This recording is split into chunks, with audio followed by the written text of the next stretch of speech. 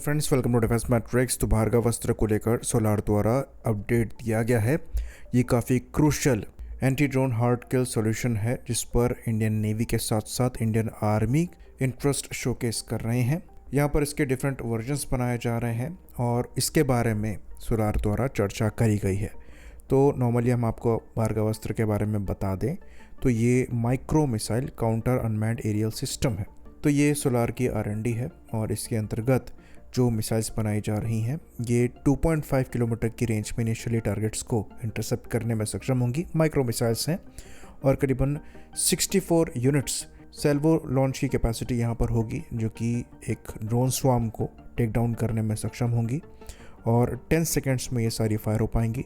360 degree की coverage यहाँ पर मिलेगी। यहाँ पर एक radar, EO sensor, IR sensor दिया गया है टारगेट एक्विजिशन के लिए, जो कि 6 से 10 किलोमीटर की रेंज में टारगेट को एक्वायर करने की कैपेबिलिटी रखता है।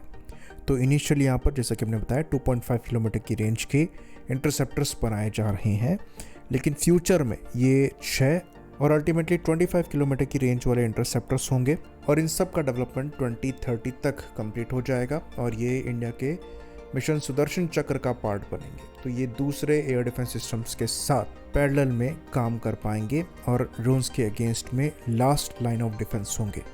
तो जैसे कि हम जानते हैं ये ड्रोन्स महंगे एयर डिफेंस सिस्टम्स को डिस्ट्रॉय करने के लिए भी यूज़ किए जाते हैं और उनके अगेंस्ट में इन महंगे एयर डिफेंस सिस्टम्स को यूज़ करना कॉस्ट इफेक्टिव नहीं होता है। तो भार्गव अस्त्र वहाँ पर एक कॉस्ट इफेक्टिव सॉल्यूशन है जहाँ पर मिसाइल का कॉस्ट काफ़ी कम रहने वाला है इन ड्रोन्स से, और ये मल्टी लेयर्ड सिस्टम होगा जो कि ड्रोन इंटरसेप्शन रिडेंडेंसी इंश्योर करेगा।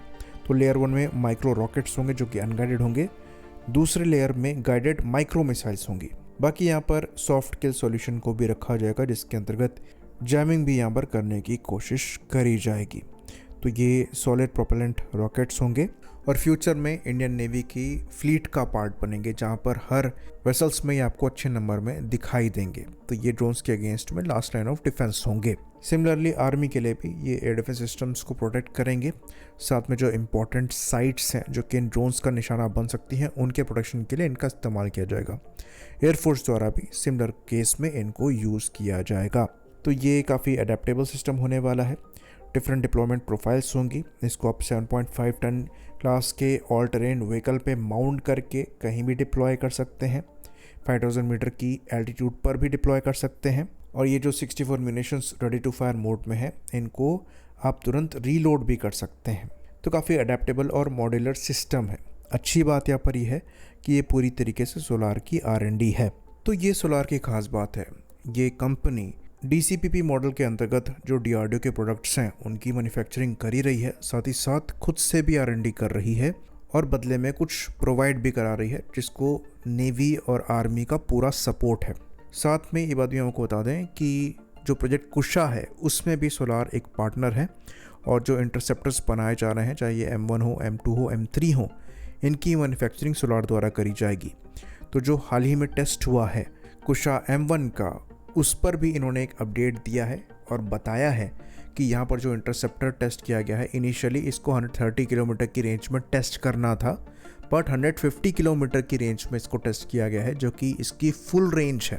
तो ये बहुत अच्छी न्यूज़ है और शोकेस करती है कि मिसाइल डेवलपमेंट में हम कितना आगे आ गए हैं कि पहले ही टेस्ट में जो ऑब्जेक्टिव है, जो मैक्सिमम परफॉर्मेंस है, उसको हम अचीव कर रहे हैं। खैर अभी ये सिलसिला बड़ा चलेगा पर 2030 तक मैन्युफैक्चरिंग इस्टेब्लिश करने का प्लान वहाँ पर भी है, जिसको लेकर कल हमने चर्चा करी थी। बताया था कि 2031-32 तक करीबन 500 से 600 मिसाइल पर ईयर का प्रोडक्शन जो है कुशा के केस में भी रीच करना है, जिसमें BDL, BEL और सोलार तीनों का हाथ रहेगा। तो मिशन सुदर्शन चक्र बहुत एम्बिशियस प्रोजेक्ट है और 2030 से इसका पहला फेज़ जो है इनिशिएट किया जाना है, जिसके अंतर्गत कई एयर डिफेंस सिस्टम्स जो हम बना रहे हैं वो तब तक तैयार होकर उनका डिप्लॉयमेंट चालू होगा, जिसमें प्रोजेक्ट कुशा और भार्गव अस्त्र जैसे सिस्टम शामिल हैं। और सबसे अच्छी चीज़ यहाँ पर ये रहेगी कि इस मिशन सुदर्शन चक्र में जितना योगदान पब्लिक सेक्टर कंपनी का होगा उतना ही प्राइवेट सेक्टर कंपनीज का भी होगा। और भार्गव अस्त्र ये प्रूव करता है कि खाली मैन्युफैक्चरिंग के साथ यहाँ पर भागीदारी नहीं होने वाली है, बल्कि R&D के साथ भी हो रही है। आई होप इन्फॉर्मेशन यहाँ पर क्लियर रही हो। इसी बात पर इस वीडियो को हम ख़त्म करेंगे। लाइक करिए, सब्सक्राइब करिए। जय हिंद।